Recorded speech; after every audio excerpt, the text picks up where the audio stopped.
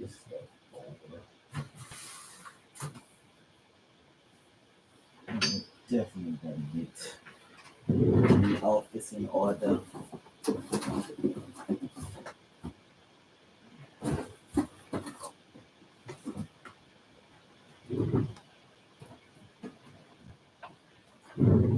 All right, let's see if we got a mic. All right. I think we have a connection. We should be good. I should be hearing me from the mic. First person come in, give me a mic check. We'll see. All right. So guys, as you can see, this obviously is a live popping back up on you guys. Didn't warn anybody, it's a little later than I normally do this. But I wanted to give you guys an A to Z on how I think you should start your surplus funds business, as well as how you should maybe reinvest the money, right? So this is not going to be super duper detailed at all. As people come in the box, I will address questions. As you can see, this is a live questionnaire, but I figured versus waiting on people to pop in, I would just give you a crash course on how I think you should start your surplus funds business, and maybe what you should consider doing with the profits. So, first thing first, educate yourself on what type of funds you're going to recover. If it's tax overages, if it is it mortgage overages, right? Is it state funds? Know the difference between the three. Rather, I'm sorry. I'm specifically speaking on tax and mortgage overages, but know the difference between all three, because they do have different rules in most places, to my knowledge, right? Not saying I know everything, but I do nerd out on this business. So, number one, tax overages. Normally, when you're dealing with tax overages, they're going to have redemption periods that factors in when you can actually recover the money. Also, it may have rules like certain times you can submit a claim, right? Mortgage overages, you don't typically deal with redemption periods. However, they are a lot harder to find. A lot harder to find. You do need to be able to do lien searches for both of these, but just understand the difference between the two, right? So after you understand the difference between the two, you know exactly what you want to go after. After that, I would definitely say build a list, right? Build a list. And if you don't know how to build a list, if you're doing tax overages, lucky you, you get to go download most of your list. If you're doing mortgage overages, you got to build a list, right? That's why I like mortgage overages. I can kind of tell in my list how I like it. I don't mind tax overages either, but that's another video for another day. So we're gonna build our list. After we have our list built, we're gonna figure out our marketing campaign. If you work, I have students that have jobs. I actually have to talk to a student tomorrow. They have full-time jobs and bit discouraged, his hours changed, right? Well, the name of the game is marketing. If you have a full-time job, we're gonna pour some of that money that you make at work into a mailing campaign. You're gonna have to answer your phone, maybe in some un the most non-opportune times, right? But you will have a marketing campaign and you will have people reaching out to you via your mail. So you want to figure out your marketing. I would say start with a combination of cold call and mail. I think they work great. Postcards work great. But mail is a little more intimate, costs a little more than postcards. But depending on how big your list is, you should be able to get away with about $250 a month for a decent mailing campaign. If you got a smaller list, we're not talking about mailing, 1,000 mailers out, right? After that, you have to learn how to sell. You have to learn how to close. You have to learn how to walk people where they need to be through every objection thrown your way. So I would say take tons of sales training, guys. Tons of it. And when I say sales training, I'm always saying go to YouTube. Like it's some of the best sales training you can get for the click of a mouse. Um, it is great. Couple of guys out there. I guess nothing off top right now. I'm not gonna try to remember anything, but get you some serious sales training. Learn your industry. Become an expert in your industry. I always say start in your backyard if possible. Some backyards are harder, but backyard nonetheless still can be done, right? Don't let this now. If you're dealing with tax overages, like some places in California, you wait a year before you get paid, right?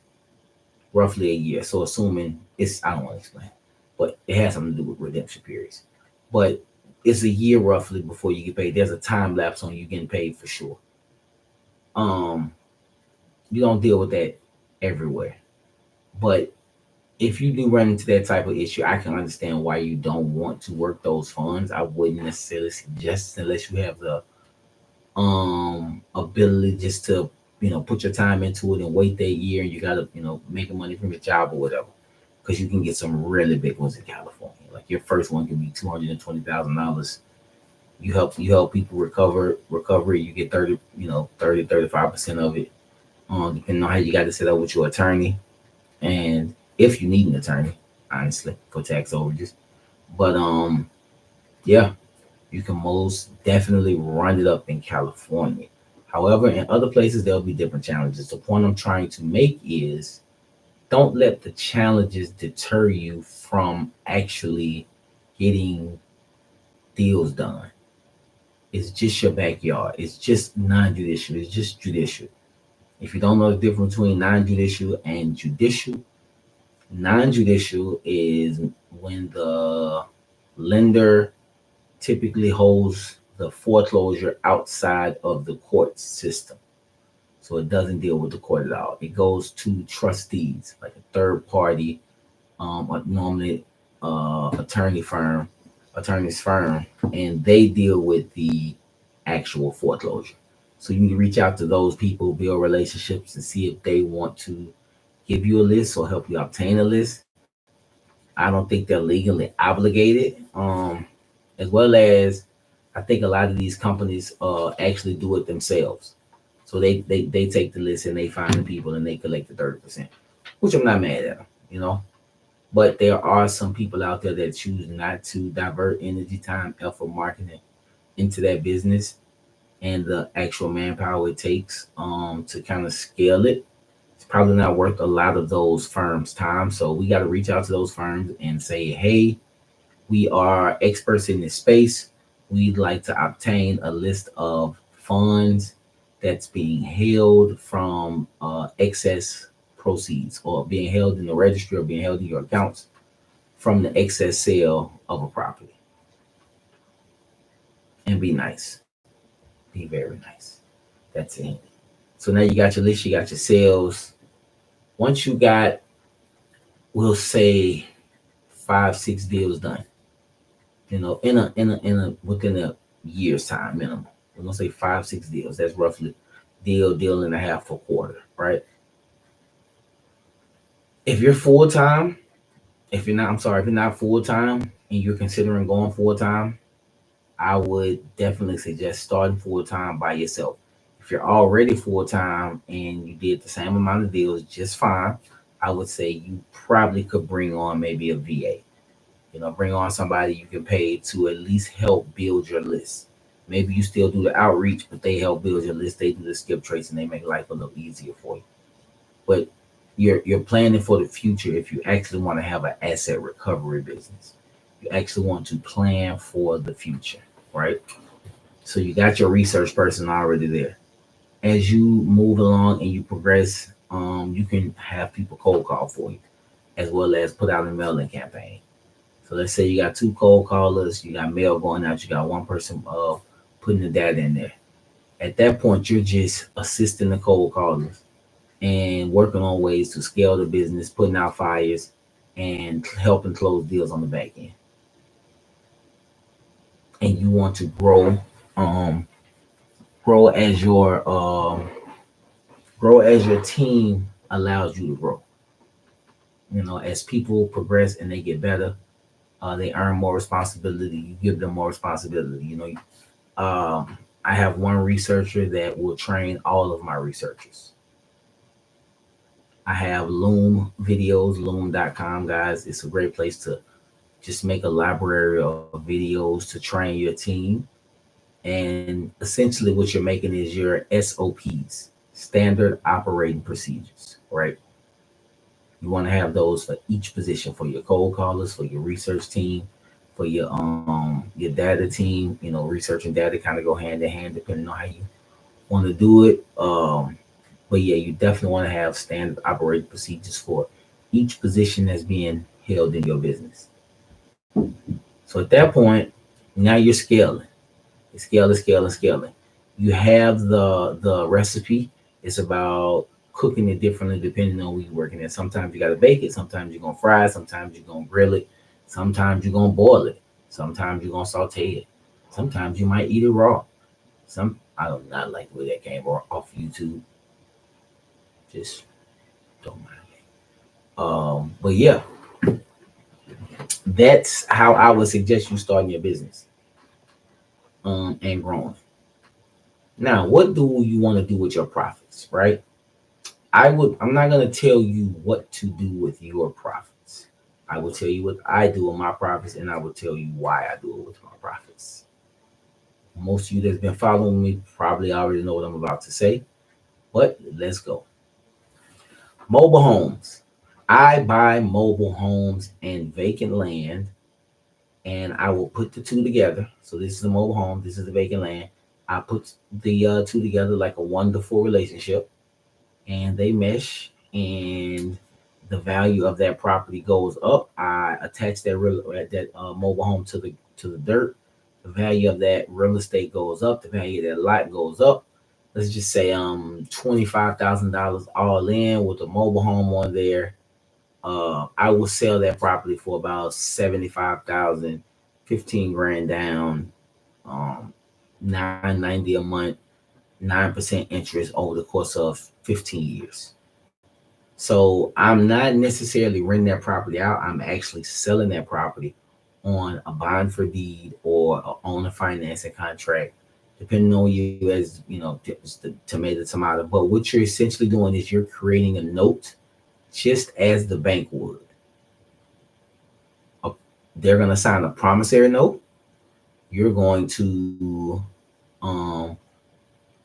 write the terms up. They're going to sign a promissory note that they're paying you XYZ over XYZ time at this interest rate. If you so happen to have to foreclose on them, what you want to have in place is, I'm about to give you a gem.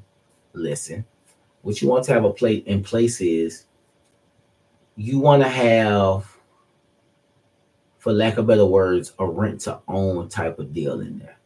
Now, what you don't have to do is jack up interest rates ridiculously, but play it like the banks play it. It don't cost much money to do a credit check. It's not hard to do a credit check on people. It's part of skip tracing. You get a decent credit score. I wouldn't accept anybody less than 620. And mind you, these are mobile homes we're talking about, but some of these mobile homes I'm going to sell with this land upwards of $100,000. So I don't necessarily want bad tenants in there. However, I am the bank. So let's say they stop paying me. What I'm going to do is, we're going to go through the eviction process versus the foreclosure process, because the contract said that if they miss payments for XYZ time based on these terms, they will forfeit their option to purchase the property, and at that point be treated as a tenant. And then I will evict them, not foreclose on them. Now, why that's important is, I live in a judicial state where foreclosure could take 3, 4, 5, 6 years. So I don't want to go down that road. What I want to do is get you out of there as if I was a landlord, but I'm not a landlord. So You're out of there in 30 or 40 days. You trash, let's say they trash the mobile home. 6 grand, I can get it right back in shape in most cases. 6 grand, 7 grand, you can get them right back in shape. And you're gonna do the same thing over again. You're gonna sell it for maybe another 75 to 85,000. Maybe do some landscaping to it. Maybe you spruce up the yard depending on the area and all that good stuff. Um, Maybe even put a little pool out there, on ground pool. Just adds value for a mobile home. Uh, and you sell it for 92,000. You get $16,000 down. The point is, you're gonna create cash flow and you're gonna create notes. The important part about that note is, for me, is the no tenants, no toilets, no termites. I don't want to deal with that as a landlord. If I was to be a landlord, I would buy an apartment complex or a mobile home park. I'm not saying it's the easiest, but it's very attainable if you learn how people leverage themselves and their credit. And also, learn the private lending game. Find a good deal, you can definitely buy the property. But that's one thing I do with my money. The next thing I do with my money is, actually, I'm putting up a war chest. And I'll drop a little gem for you guys. I'm actually gonna drop a video on this in a couple of days. I'm actually about to get some funding. Could possibly be upwards of $1 million. We're talking like 200, 300,000. Then he threw it out there, maybe 5 million after my pitch was over. And this is equity fund that's available to me, but I will talk about that in another video, right? I just want to record this live just in case people popped in. I think I'm going to start doing this a little bit more with my videos, guys. Let me know how you like it in the comment section below after you watch this. Granted, you weren't here for it, but you'll eventually see it, I'm sure. But another thing I do is I'm putting my war chest up to purchase more non-performing loans from banks and smaller lenders, right? Smaller banks, smaller lenders, people that are in first position, preferably on homes. Meaning first position, meaning they have the first position loan on it. They're the one that's acting as the bank. If that person is not paying on that mortgage, it's considered a non-performing loan, right? At that point, I like to come in and possibly buy that bad debt from the bank. So at that point, I become the holder of that mortgage.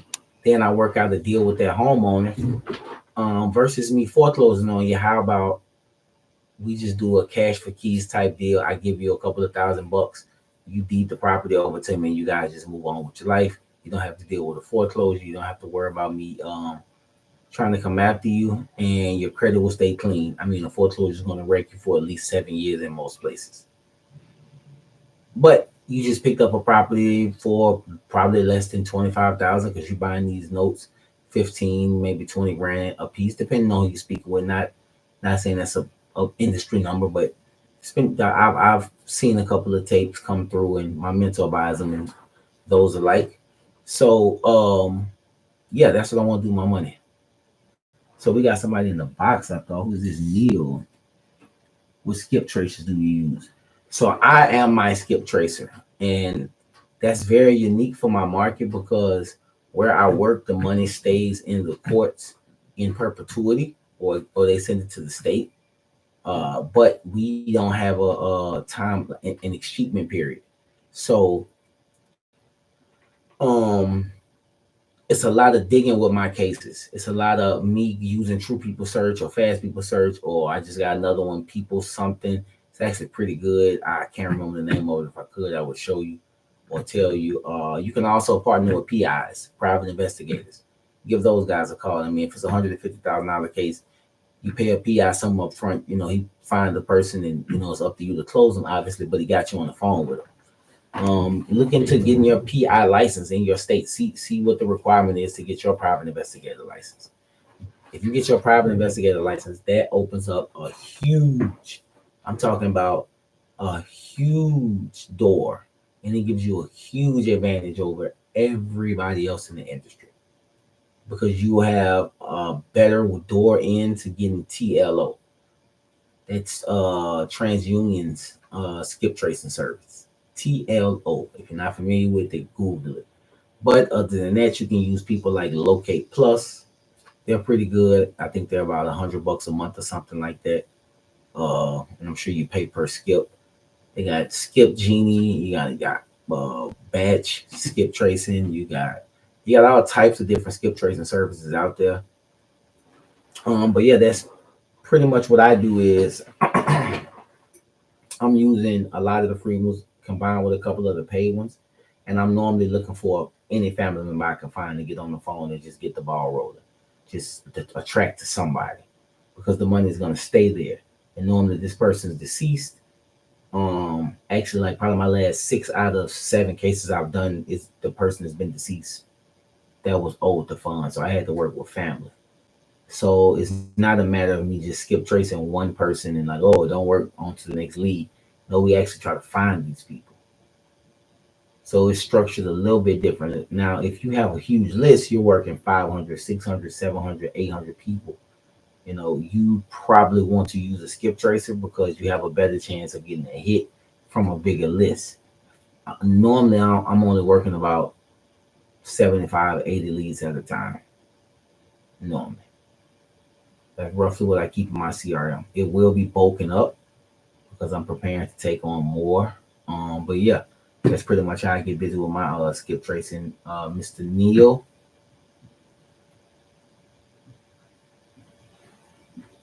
Definitely should have got me something to drink. I don't feel like walking downstairs. Any more questions? Neil, if you double back and go watch this from the beginning, I was actually speaking on how you could start your surplus funds business from start to finish and what you should do with the profits. Shameless plug, guys. I do have a 50-50-50 partnership program. If you check that link right there in the description, you can actually schedule a partnership opportunity meeting with me. It's about 30 minutes. I have different slots that come open every week. It's a program where we split the deals 50-50-50 down the middle until we get to 50,000. That's why it's called 50-50-50. So 50 grand for you, 50 grand for me and my team. And we basically help you learn how to build lists. We plug you into our CRM so you can immediately start making calls. We plug you with our attorneys and our network, the current markets that we work. We help you find an attorney in your market, whatever market you decide to open up. We will assist you in finding it. We will answer the questions for you as far as judicial, non-judicial, help you understand the redemption period if we're dealing with tax overages, help you understand the research process, looking for liens, looking for judgments. So we pretty much hold your hand to the finish line. I actually close your first 3 deals for you. The first 3 people, you're just responsible for finding them. You find them, put me on the phone with them. The only catch is you have to be on the phone or I will not take the call because there's no point in me just closing them up and you not actually being there to hear me close the deal. I think that's a bit pointless. Kind of beside the point of what I'm doing. So that's pretty much how it works. Click that link if you're interested. But what I'm about to do, guys, I've had a super duper long day. It's 11:30. I wanted to be in the bed by 12. Super duper long day, productive day. Got some funding lined up and all that good stuff. But yeah, man, I definitely appreciate the ones that tuned in live. For those of y'all that's gonna watch this from front to back, there is some content here for people that didn't come to the live. Just like some content here for the people that's been here from start to finish, and some content for the people that decides to come on the back end. Oh, it's Golden Arrow, Maryland real estate. You still wholesaling Dex? Mm-hmm. I'm definitely wholesaling. I will be putting together another campaign to really actually focus on wholesaling. What I've been focusing on is pre-foreclosures, which I'm still gonna focus on those a little more. I'm just gonna throw in a couple of what do you call those leads? Expired listings in there. Throw a couple of those in there because I like doing creative deals, so equity doesn't really bother me. I prefer the no equity deal as long as the financing is in decent standing and a fair mortgage rate. So yeah, I still do wholesaling because dealing with the pre foreclosures allows me to build rapport with the client before it goes into foreclosure, just in case we don't do a deal. At least I have rapport with them. Call them, hey, see you lost the property. Um, we can help you recover the funds. Obviously, I don't say I see you lost the property, but you get the gist of it. So yeah, I still wholesale, and I deal with a lot of adjudicated properties as well. But I'm trying to buy a lot of those for my mobile homes. That's how I get busy. What about you? You're wholesaling? You're wholesaling out there in Maryland? I actually have a student I'm about to pick up in Maryland. Yes, we're about to start working in Maryland in the next 2-3 weeks. You guys are a non-judicial state. I don't like non-judicial states, but I will crack the codes. So yeah, man. Like I said, if you're interested in the partnership program, click that link. It's definitely some value in here if you watch it from front to back. I'm gonna answer this question. Who's the? Oh, go near another question. Maryland. I'm a realtor in MD. Is that floor? FL? FL here? Oh, Florida here. I'm sorry. That's how tired I am. That's from Golden Arrow, then from Neil. It's crazy. Florida. Oh, Florida. You in the wild, wild west of overages, Neil. You can go out there, download a list, and get started doing research and everything for free and quick. It's definitely a lot of competition. It's a lot of people that's been built a business around it. They got 5 people researching, 6, 10 people researching, another 15, 20 people cold calling. So it's some serious competition out there, but still a decent market. Realtor. So realtor, can you send me you should if we're not friends on Facebook, we should be friends on Facebook. If you can put your link to your Facebook page in the chat. If you send me expired listings in Maryland. I like expired listings. So what I do with expired listings, basically when I speak with the homeowner, I mean, it'd be so dope if more realtors actually did it. I want to actually start a training for realtors and agents alike to actually teach them how to do more creative deals, kind of like what Pace Morby does. But subject to deals. Normally these people have low equity, been living in their house 4 years, 5 years, need to sell for whatever reason. The number they're asking won't go for it. They come down, it won't sell. Or sometimes the people just won't come down. Obviously, we know that. Sometimes they just won't come down.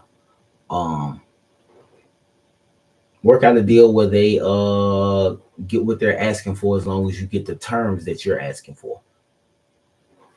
What is this right here? No, man. Yeah, I go excess to XPS. Oh, wait. Let me move this out the way so I can see that. Oh, wait. Can't move it out the way, but it's cool. So you do excess funds through XPLS Pro. That's where you get your leads at. I think that's what you're saying.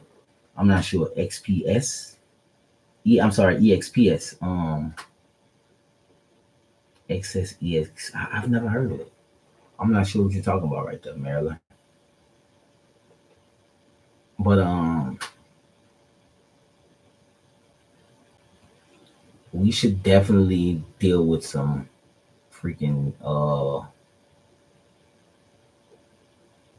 expired listings together, and you can just relist them when I get the deal.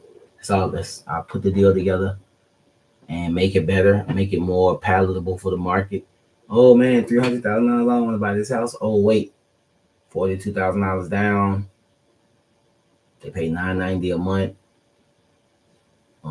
It's a fixed interest rate at 3.2%. All of a sudden, that deal sounds better. You can rent that property for $1,600 a month, $1,700 a month, and now look at your cash flow. But anywho, expired. Oh, that's what you meant. Okay, this I got access to. Oh, I'm sorry. So how tired I am. I was literally just talking about that. Yes, we should do those together. Those deals, I love those deals with the realtors that I do it with in my market here. I'm down here in New Orleans. Pretty cool market. I don't think I'd want to be a realtor here, but pretty cool market nonetheless. I know realtors that do really well here. So yeah, any more questions from anybody? Any questions?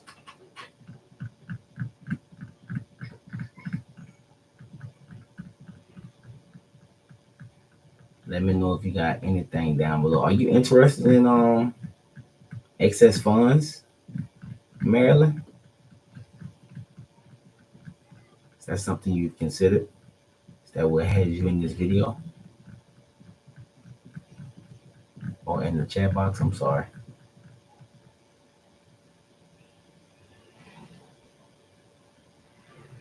Okay, so what I'm gonna do is, guys, we're gonna wrap this up. I definitely appreciate y'all for tuning in.